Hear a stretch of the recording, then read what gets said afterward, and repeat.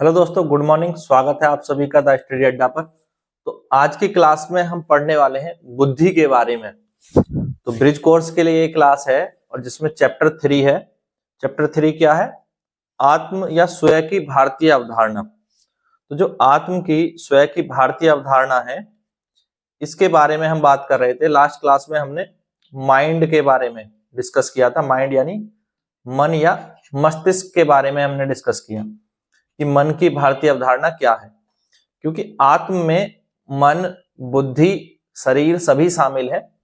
तो आज हम इसी से जुड़े हुए एक टॉपिक को पढ़ेंगे, बुद्धि। तो बुद्धि क्या है? क्योंकि आत्म केवल शारीरिक या मानसिक संकल्पना नहीं है। ये हमने कल भी समझा था कि आत्म को हम केवल मानसिक या शारीरिक संकल्पना नहीं कह सकते। आत्म जो है मन, बुद्धि, शरीर, चित्त से मिलकर बनी एक अवधारणा है, आत्म की अवधारणा, जिसमें माइंड के बारे में हमने डिस्कशन लास्ट क्लास में कर लिया था। आज बुद्धि के बारे में डिस्कशन करेंगे और बुद्धि में पहले बुद्धि की भारतीय अवधारणा जानेंगे, उसके बाद देखेंगे बुद्धि के क्या प्रमुख कार्य हैं और गीता में जो है बुद्धि के बारे में क्या बताया गया है या दर्शन में। तो भगवत गीता में सांख्य और योग दर्शन में बुद्धि के बारे में क्या कहा गया है और ये हमारे शिक्षा से संबंधित किस प्रकार है, यानी बुद्धि का शैक्षिक संदर्भ में क्या महत्व है। तो शिक्षक के लिए और विद्यार्थी के लिए ये किस तरह से लाभदायक है या क्या इसका महत्व है, वो भी हम जानेंगे। तो सबसे पहले इंट्रोडक्शन के तौर पर देख लेते हैं कि भारतीय दर्शन में आत्मा जो है, आत्मा, सेल्फ, ये केवल फिजिकल या जो है ये इंटेलेक्ट से जुड़ी हुई अवधारणा नहीं माने, केवल शारीरिक और मानसिक नहीं है। आत्मा क्या है? वो केवल शारीरिक और मानसिक अवधारणा नहीं है, केवल शारीरिक और मानसिक नहीं, जबकि ये बहुत व्यापक अवधारणा है आत्म की अवधारणा। इसमें हम शरीर, मन, बुद्धि और आत्मा सभी को संयुक्त रूप से जोड़ करके देखते हैं, यानी इन्हें हम एक समन्वय के रूप में देखते हैं। इन चारों को क्या है? एक समन्वय के रूप में देखा जाता है, जिसमें मन का कार्य होता है अनुभवों को संचित करना या अनुभवों के द्वारा हमारी भावनाओं को जागृत करना। आज हम बुद्धि के कार्यों पर बात करेंगे और बाद में हम एक और चीज है चित्त यानी मेमोरी, इस पर भी बात करेंगे। ये सब जुड़े हुए हैं, ठीक है। तो बुद्धि क्या है? सबसे पहले बात आते हैं बुद्धि को कैसे परिभाषित किया जाए। तो बुद्धि जो है एक पावर है, आपके पास एक शक्ति है। बुद्धि क्या है? एक पावर है या हम कह सकते हैं एक शक्ति है, ठीक है। तो बुद्धि एक शक्ति है जो मन के द्वारा जो प्रस्तुत विचार है, क्या है? मन के द्वारा प्रस्तुत विचारों का विवेकपूर्ण विश्लेषण करती है। विवेकपूर्ण विश्लेषण। तो बुद्धि हमारी क्या करती है कि जो हम अनुभव करते हैं या उस अनुभव के द्वारा हमारे अंदर जो इमोशंस पैदा होते हैं, उन इमोशंस को बुद्धि हमें समझने में या उन इमोशंस के अनुसार रिएक्ट करने या ना रिएक्ट करने में बीच में काम करती है। कि मान लो आपको किसी ने परेशान किया, अब परेशान किया या किसी ने आपको कुछ बुरा भला कहा, उससे आपको गुस्सा आ सकता है, आपकी भावना जो है वो उमड़ सकती है, गुस्से की भावना।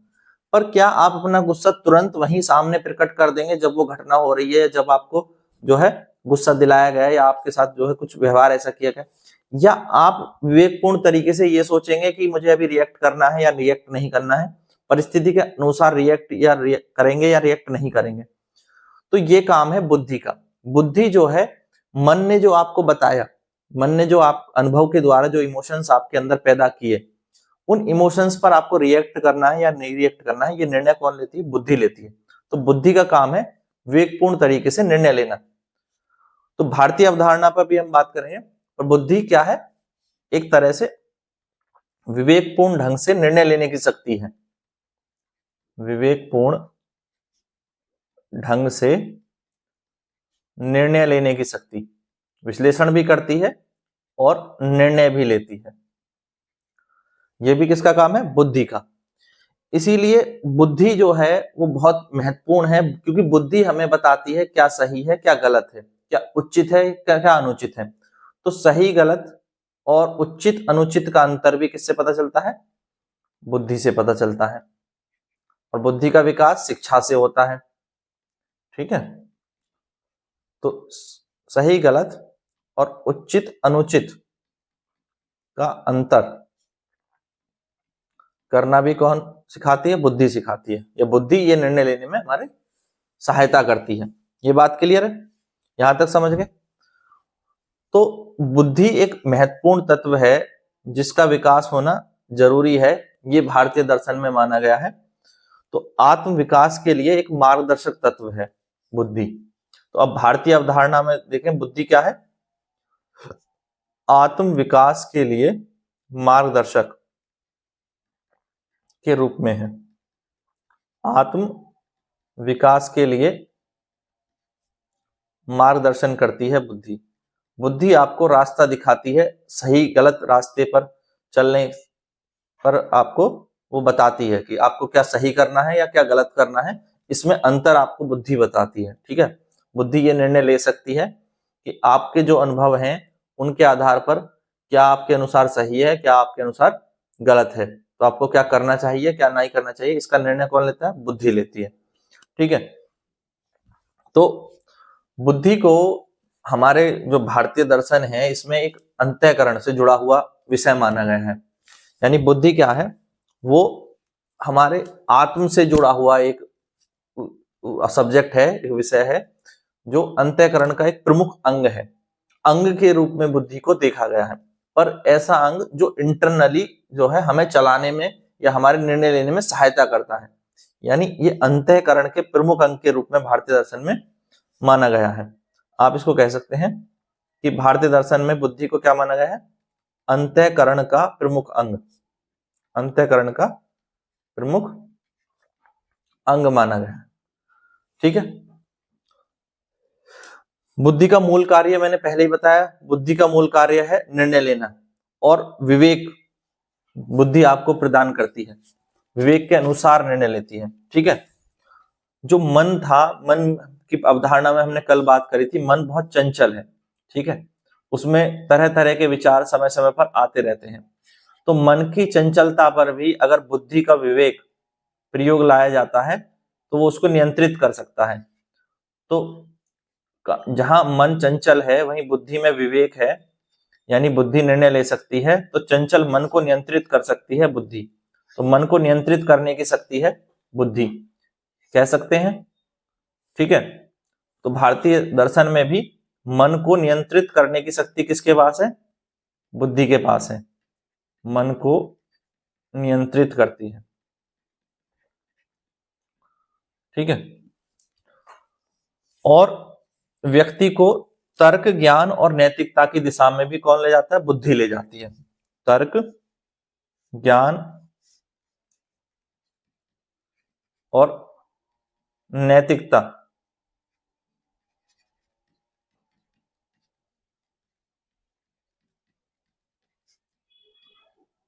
बुद्धि से ही तर्क पैदा होता है, ज्ञान आपका विकसित होता है बुद्धि से, और नैतिकता ये भी बुद्धि से विकसित होते हैं, क्योंकि सही गलत का अंतर आप अपनी बुद्धि के अनुसार ही ले पाते हैं। ठीक है, तो भारतीय अवधारणा में इस तरह से जो है बुद्धि के बारे में कहा गया है। बुद्धि एक ऐसा माध्यम है या अंतःकरण का एक ऐसा अंग है जिसके बारे में उपनिषद तो यहां तक कहते हैं कि आत्मा के सबसे निकट या आत्मा तक पहुंचने का कोई साधन है तो वो बुद्धि है। उपनिषद में ये स्पष्ट रूप से कहा गया है कि आत्मा के निकट पहुंचने का साधन क्या है? आत्म के निकट पहुंचने का साधन है बुद्धि। और ऐसा किसने कहा है भारतीय दर्शन में? उपनिषदों में कहा गया है। तो ये उपनिषदों में कहा गया है। ठीक है, तो बुद्धि की भारतीय अवधारणा समझ गए। बुद्धि एक ऐसी शक्ति है जो मन के द्वारा प्रस्तुत विचारों का विवेकपूर्ण विश्लेषण करती है। लिख लेंगे। तो बुद्धि का काम है विवेकपूर्ण ढंग से निर्णय लेना, सही गलत और उचित अनुचित में अंतर करना और आत्म विकास के लिए हमारा मार्गदर्शन करना। और एक दर्शन में हम देखें तो अंतःकरण का एक प्रमुख अंग है जो हमें आत्मा के निकट पहुंचने के साधन के रूप में भी दिखाई पड़ता है। मन को चंचल कहा गया है जहां भारतीय दर्शन में, और बहुत गतिशील परिवर्तनशील कहा गया है, वहीं बुद्धि की विवेकशीलता से मन पर नियंत्रण लगाने की बात भी भारतीय दर्शन में की गई है। यहां तक की बातें सारी क्लियर हो गई। अब नेक्स्ट चीज पर चले। नेक्स्ट पॉइंट क्या है कि बुद्धि के क्या प्रमुख कार्य हैं। एक कार्य तो आपको अभी समझ में आ गया कि विवेक और निर्णय, यानी विवेकपूर्ण ढंग से निर्णय लेना, सही गलत में भेद करना। पहला तो यही इंपॉर्टेंट कार्य है। क्या कार्य है? विवेकपूर्ण ढंग से निर्णय लेना। विवेकपूर्ण ढंग से निर्णय लेना यानी सही गलत में अंतर करना। इसे मैं कह सकता हूं बुद्धि क्या करती है? सही गलत में अंतर करने में हमारी सहायता करती है। किसी भी परिस्थिति में एक बार को बड़े से बड़ा व्यक्ति, अपराधी भी ये जानता है कि वो गलत कर रहा है या सही कर रहा है, तो यानी उनकी बुद्धि भी एक बार को ये बताती जरूर है कि तुम सही कर रहे हो या गलत कर रहे हो। अब ये अलग बात है कि बहुत से लोग अपने बुद्धि और विवेक का प्रयोग नहीं करते हैं और आपराधिक घटनाओं को जन्म देते हैं या आपराधिक घटनाओं में संलग्न हो जाते हैं। यानी बुद्धि को और ये पता होता है ज्यादातर लोगों की कि क्या गलत है क्या सही है, पर वो भावनाओं में इतना बह जाते हैं, मन पर उनका नियंत्रण नहीं होता, या उन्हें इतना जो है वो ब्रेन वॉश कर दिया जाता है कि वो फिर अपने बुद्धि का प्रयोग नहीं कर पाते और अपराध में संलग्न हो जाते हैं, है ना। यानी बुद्धि जो काम करती उस काम को नहीं करने दिया गया व्यक्ति के मन की चंचलता का फायदा उठा करके, या किसी परिस्थिति में वो उस पर भावनाएं हावी हो जाए तो भी जो है बुद्धि काम नहीं करती। ऐसा अक्सर देखा जाता है।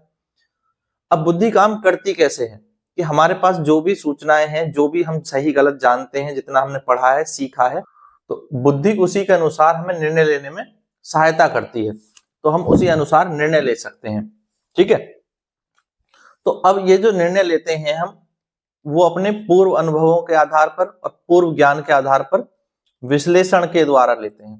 किसके द्वारा? विश्लेषण के द्वारा। तो बुद्धि का एक प्रमुख कार्य है विश्लेषण करना। क्या कार्य है? विश्लेषण करना। यानी बुद्धि क्या करती है? जो भी सूचना, ज्ञान या अनुभव हमारे हैं उनका तार्किक ढंग से मूल्यांकन करती है, उन्हें समझती है और उनके आधार पर हमें क्या करना चाहिए क्या नहीं करना चाहिए इसका निर्णय लेती है। यानी इसमें तीन चीजें बहुत प्रमुख हैं। हमारे जो अनुभव हैं, विश्लेषण किसका करती है बुद्धि? अनुभव का, और जो ज्ञान आपको है उसका, और अभी वर्तमान में जो कार्य करना है उस कार्य के बारे में क्या सूचनाएं आपके पास उपलब्ध है। इन तीनों का विश्लेषण करते हुए बुद्धि निर्णय लेती है। तो बुद्धि अनुभव, ज्ञान और सूचना का तार्किक ढंग से विश्लेषण करती है। क्या करती है? इनका तार्किक विश्लेषण, ये काम है बुद्धि का। ठीक है,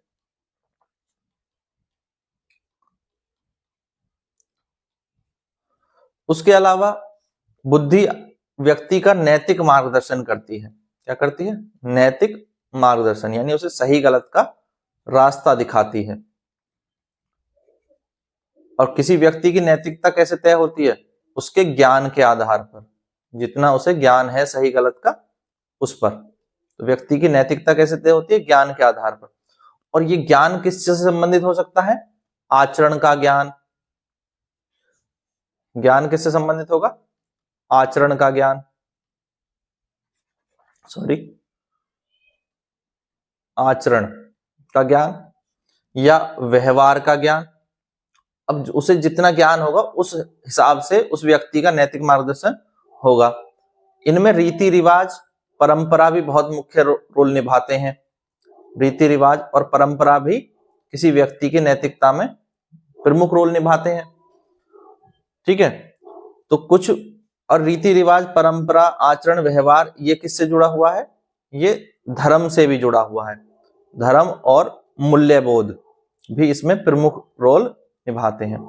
व्यक्ति के क्या मूल्य हैं, ये उसको उसके समाज या धर्म से दिए जाते हैं, और समाज और धर्म में जो मूल्य प्रचलित होते हैं, उन मूल्यों के प्रचलन के आधार पर समाज में क्या सही है, क्या सही नहीं है, इसके बारे में व्यक्ति का जो भी ज्ञान होता है, उस ज्ञान के आधार पर व्यक्ति ऐसा आचरण करता है, व्यवहार करता है और अपने रीति रिवाज और परंपराओं को निभाता है, और यही ओवरऑल क्या है, उसकी नैतिकता को तय करता है। और इस सब के बीच में व्यक्ति को नैतिक रूप से सही होने के बीच में कार्य करती है बुद्धि। तो कितनी व्यापक अवधारणा है, ये बात समझ में आई? तो आप इसको कितना भी फैला करके लिख सकते हैं अगर ये सब पॉइंट आपको समझ में आ रहे हैं।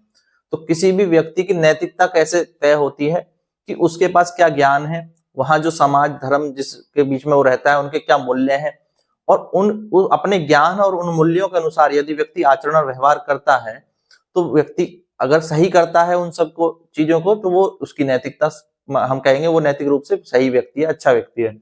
पर अगर वो उन व्यवहारों को, उन आचरणों को नहीं करता है जो समाज या धर्म में जो है उसमें उन मूल्यों में फिट नहीं बैठते हैं या उनके अनुरूप नहीं है, गलत है, तो यहाँ पर हम कहेंगे कि व्यक्ति जो है वो नैतिक रूप से गलत कृत्य करता है और वो अपनी बुद्धि का सही प्रयोग नहीं करता है। इन दोनों को गलत या सही करने में बीच में बुद्धि काम करती है, उसे क्या करना है क्या नहीं करना है, ये बुद्धि उसकी नैतिक मार्गदर्शन करती है। ठीक है, बुद्धि ही व्यक्ति को क्या बनाती है? दूरदर्शी, आगे तक की सोचने वाला। क्या किसी काम को करने का क्या परिणाम होगा, तो किसी कार्य को करने के या भविष्य में क्या हो सकता है अगर आज वो ये कोई कदम उठाए, तो बुद्धि व्यक्ति को क्या बनाती है? दूरदर्शी बनाती है। और दूरदर्शिता किसका गुण है? बुद्धि का गुण है। यानी भविष्य के परिणामों के आधार पर भी निर्णय लेने में, दूरदर्शी से क्या मतलब है? भविष्य के परिणामों के आधार पर निर्णय, परिणामों के आधार पर निर्णय लेने का कार्य बुद्धि करती है। हम सोच सकते हैं किसी काम को करने का क्या परिणाम होगा, और फिर उस काम को करने का अगर कोई परिणाम सही होगा तो फिर उस काम को हम करेंगे, और किसी काम को करने का परिणाम गलत होगा तो हो सकता है उस काम को हम ना करें। तो यही क्या है? व्यक्ति की दूरदर्शिता है कि व्यक्ति ये भी सोच सकता है अपनी बुद्धि के आधार पर कि किसी कार्य को करने के भविष्य में क्या परिणाम होंगे, और उसके आधार पर व्यक्ति सोच समझ करके निर्णय ले सकता है। और ये सब कार्य भी कौन करता है? बुद्धि करती है। दूसरा, बुद्धि का जो प्रमुख कार्य है, जो मैंने पिछले स्लाइड में भी आपको बताया, मन पर नियंत्रण करना है ना। आत्मनियंत्रण कहें या मन पर नियंत्रण कहें, क्योंकि व्यक्ति का मन क्या है? चंचल है, और वो बार बार जो है अलग अलग चीजों के पीछे भागता रहता है, भटकता रहता है। तो मन का भटकाव ना हो, व्यक्ति अपनी इच्छाओं पर संयम रख सके, इस इच्छाओं पर संयम रख सके, ये भी किसके द्वारा स्थापित होता है? मन, व्यक्ति की बुद्धि द्वारा। मन पर नियंत्रण करने की शक्ति है बुद्धि। ये तो हमने पहले भी समझा डिटेल में, तो ये चीजें क्लियर है। ठीक है, नेक्स्ट पॉइंट पर चलते हैं। अब देखें गीता में बुद्धि को क्या कहा गया है। जो भगवत गीता है वहां पर बुद्धि के लिए एक शब्द मिलता है, बुद्धि योग। क्या शब्द मिलता है हमें? बुद्धि योग। बुद्धि योग का जिक्र किया गया है गीता में। अब गीता क्या मानती है बुद्धि को? बुद्धि को गीता कर्मों को सही दिशा देने वाले कारक के रूप में मानती है। कर्मों को सही दिशा देने वाले कारक के रूप में बुद्धि को माना गया है। यानी व्यक्ति अपने कर्मों को सही ढंग से या सही काम को करने का निर्णय ले सकता है अगर उसकी बुद्धि ठीक है। क्योंकि व्यक्ति को कौन सा काम करना है नहीं करना है ये निर्णय लेने वाली बुद्धि है, और व्यक्ति का काम तो कर्म करना है। गीता में भगवान कहते हैं कर्म किए जा फल की इच्छा मत कर। तो कर्म जब आप कर रहे हैं वो कर्म सही होगा कि गलत होगा ये निर्णय कौन लेगा? बुद्धि लेगी। इसीलिए बुद्धि के विकास पर भी गीता में बहुत बल दिया गया है। गीता के अनुसार शुद्ध और स्थिर बुद्धि वाले व्यक्ति जो होते हैं वो सही ढंग से अपने कार्य को अंजाम दे सकते हैं, यानी बिना डर के, बिना किसी भय के मुक्त रूप से अपने कार्य को कर सकते हैं, कर्तव्य का पालन कर सकते हैं। तो गीता में शुद्ध और स्थिर बुद्धि वाले व्यक्ति के लिए क्या कहा गया? शुद्ध और स्थिर व्यक्ति, स्थिर बुद्धि वाला जो व्यक्ति होगा वो बिना डर के मुक्त रूप से निर्णय ले सकता है, मुक्त रूप से निर्णय ले सकता है और सही शुद्ध और स्थिर बुद्धि वाला व्यक्ति जो है वो अपने कर्तव्य का पालन भी सही ढंग से करेगा, कर्तव्य पालन सही ढंग से कर सकता है। जबकि अगर व्यक्ति की बुद्धि ही सही नहीं है तो वो अपने कर्तव्य को भी सही ढंग से नहीं कर सकता। गीता में बुद्धि को मोक्ष का रास्ता भी कहा गया है। बुद्धि ही है जो मनुष्य को मोक्ष और कर्म बंधन के मार्ग में अंतर समझाती है। कर्म के बंधन और मोक्ष के मार्ग में अंतर समझाने वाली किसको कहा गया है? बुद्धि को कहा गया है। मोक्ष के मार्ग में अंतर, मनुष्य को बुद्धि और कर्म के बंधन में क्या अंतर है, मोक्ष क्या है और कर्म क्या है, इसके बीच में क्लियर डिफरेंस समझाती है गीता।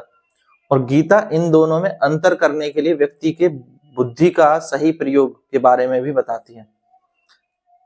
काम धाम छोड़ करके मोक्ष की प्राप्ति में लग जाने को भी गीता में सही नहीं माना गया है, और सांसारिक रहते हुए भी सही कर्म करके मोक्ष पाया जा सकता है, गीता इस बात पर बल देती है। यानी कर्म का बंधन जो है वो मोक्ष के रास्ते में बाधा नहीं है, गीता इस बात को प्रमुखता से समझाती है। ठीक है, तो ये बात समझ में आई। अब नेक्स्ट पॉइंट पर बात करें कि सांख्य और योग दर्शन में बुद्धि को क्या बताया गया है। तो सांख्य और योग दर्शन में बुद्धि के बारे में एक शब्द हमें प्रमुखता से मिलता है, वो है महत्त्व। महत्त्व। अब ये महत्त्व क्या है? यानी प्रकृति का पहला विकार और चेतना के विकास का आधार बुद्धि है। प्रकृति का पहला विकार यानी प्रकृति में पहली बार कुछ चेंजेस करने की जो क्षमता मनुष्य के अंदर पैदा हुई वो बुद्धि के कारण हुई, और चेतना के विकास का आधार भी क्या है? बुद्धि है। ये दोनों ही सांख्य और योग दर्शन की अवधारणा है। चेतना के विकास का आधार भी क्या है? बुद्धि है। व्यक्ति के चेतना के विकास का आधार बुद्धि को माना गया है। योग दर्शन में तो बुद्धि की शुद्धि को ही बहुत प्रमुखता दी गई है कि व्यक्ति की बुद्धि अगर सही होगी तो वो स्वयं को जान सकेगा, यानी अपने आत्म को पहचान सकेगा। इसको कहा गया आत्म साक्षात्कार। स्वयं को जानने की शक्ति क्या है? बुद्धि है। और ये योग दर्शन में कहा गया है कि अगर व्यक्ति अपनी बुद्धि को, चित्त को शांत कर लेता है, शुद्ध कर लेता है, तो बुद्धि के शुद्धि के द्वारा, बुद्धि की शुद्धि द्वारा आत्म साक्षात्कार या स्वयं को जानना ये किया जा सकता है, ऐसा योग दर्शन में कहा गया है। ठीक है, तो योग दर्शन में किस पर बल दिया गया है? आत्म साक्षात्कार पर बल दिया गया है, और वो बुद्धि की शुद्धि के द्वारा संभव है, ये योग दर्शन कहता है। ठीक है, इसके अलावा सात्विक बुद्धि के बारे में बात की गई है योग दर्शन में। सात्विक बुद्धि, सात्विक बुद्धि क्या है? सात्विक बुद्धि से मतलब है कि व्यक्ति अपने आप को अच्छे सोच वाला व्यक्ति का निर्माण हो, अच्छे नैतिकता वाले व्यक्ति का निर्माण हो, उसके लिए व्यक्ति की बुद्धि कैसी होनी चाहिए? सात्विक बुद्धि होनी चाहिए। तो सात्विक बुद्धि एक स्थिर बुद्धि या अच्छी नैतिकता या अच्छे कर्मों की ओर अग्रसर व्यक्ति की बुद्धि को माना जाएगा सात्विक बुद्धि। और ये हासिल करने का मार्ग भी योग दर्शन में बताया गया है कि व्यक्ति अपनी बुद्धि को कैसे स्थिर रख सकता है, अपनी नैतिकता का विकास कैसे कर सकता है। वो कर सकता है ध्यान और साधना के द्वारा। ध्यान और साधना के द्वारा व्यक्ति अपनी बुद्धि को स्थिर कर सकता है और उसे अच्छे विचारों से भर सकता है। ठीक है, तो ध्यान और साधना को माध्यम बताया गया है किसका? सात्विक बुद्धि को प्राप्त करने का। ध्यान व साधना द्वारा सात्विक बुद्धि को पाया जा सकता है या बनाया जा सकता है। तो योग दर्शन में इतनी व्यापक अवधारणा है कि बुद्धि को विकसित करने का तरीका भी जो है योग दर्शन बताता है। ये बात समझ में आई? क्लियर है? तो यानी भारतीय दर्शन में बुद्धि के बारे में, इससे पहले हमने पिछली क्लास में मन के बारे में पढ़ा था, इतनी बातें हुई हैं, इतना विस्तृत रूप से ज्ञान के बारे में पहले से लोग जानते हैं, बताते हैं। और बुद्धि के विकास कैसे हो, बुद्धि है क्या, उसका क्या प्रभाव है व्यक्ति के जीवन पर, स्वयं पर, आत्मा पर, इसके बारे में अनेक अवधारणाएं भविष्य पूर्व में दी गई हैं। हमारे सिलेबस में बहुत व्यापक रूप से हमें नहीं पढ़ना है, थोड़ा शॉर्ट में पढ़ना है, उतना ही मैंने बताया जितना हमें सिलेबस के अकॉर्डिंग चाहिए, वरना इस टॉपिक को जो है बहुत लंबा भी खींचा जा सकता है। अब हम इसको सीधे शैक्षिक संदर्भ में देखेंगे। ठीक है, तो शैक्षिक संदर्भ में बुद्धि का क्या महत्व है? शिक्षा में बुद्धि का बहुत महत्व है, क्योंकि एजुकेशन जो है वो बिना बुद्धि के तो हो नहीं सकती शिक्षा। तो व्यक्ति को जो तथ्य हम बताए जाते हैं, जो चीजें समझाई जाती हैं, वो समझ पाता है किसके द्वारा? बुद्धि के द्वारा। तो बुद्धि का एक बहुत बड़ा रोल है। बुद्धि सिर्फ एक याद करने की शक्ति नहीं है, ये भी याद रखें। बुद्धि सिर्फ एक याद करने की शक्ति नहीं है कि आपको कोई इंफॉर्मेशन बताएगी, आपने वो याद कर ली, सिर्फ इतना ही बुद्धि का कार्य नहीं है। बुद्धि का कार्य है आपके पास जो ज्ञान है, सूचनाएं हैं, अनुभव है, उनके आधार पर निर्णय लेने की शक्ति भी बुद्धि है। तो क्योंकि बुद्धि केवल स्मरण शक्ति नहीं है, तो शैक्षिक संदर्भ में देखें तो केवल रटने का ही वो नहीं है, केवल स्मरण शक्ति नहीं है बुद्धि, स्मरण शक्ति नहीं। इसका महत्व शिक्षा में किसके लिए है? विवेकपूर्ण ढंग से निर्णय लेना, यानी व्यक्ति को विवेकशील बनाना, और नैतिक बुद्धि का विकास करना। विवेकशील और नैतिक बुद्धि का विकास करना, ये शिक्षा का लक्ष्य होना चाहिए। कि शिक्षा का क्या लक्ष्य है बुद्धि के संदर्भ में? सिर्फ ये नहीं कि व्यक्ति की बुद्धि का विकास हो, कि उसकी रटने की क्षमताओं का विकास हो। सिर्फ रटने पर बल नहीं, है ना?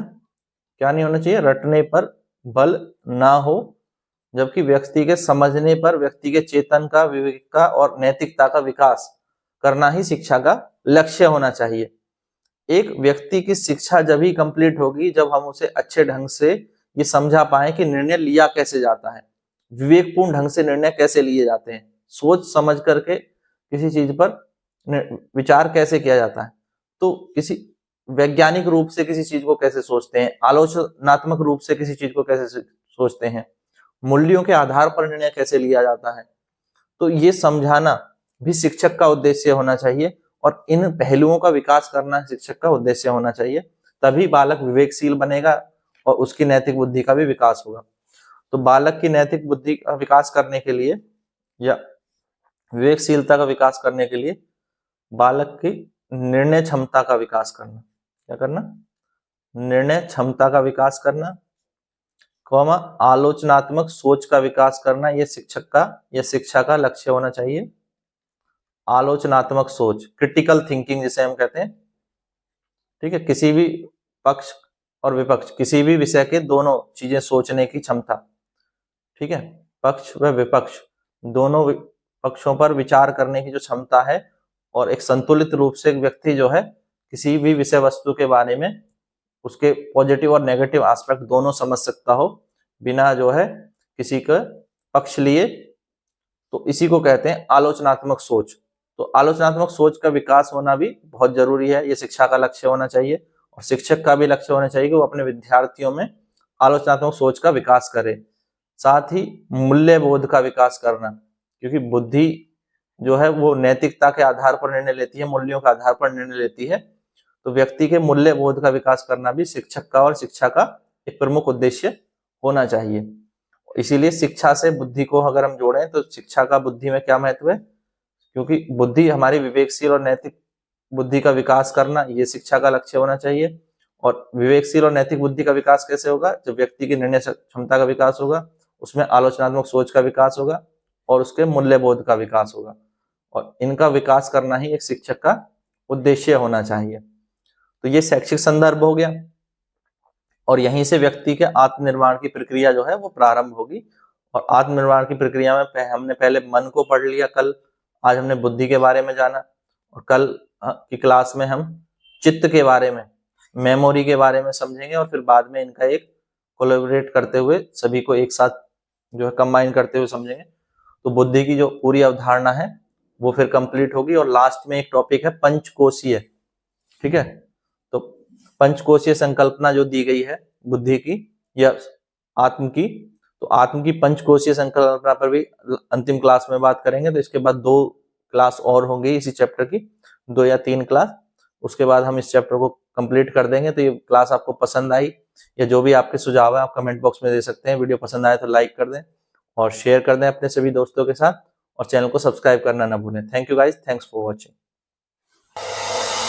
अब एग्जाम की तैयारी को और बेहतर करने के लिए हमारे चैनल को लाइक, शेयर और सब्सक्राइब करना ना भूलें।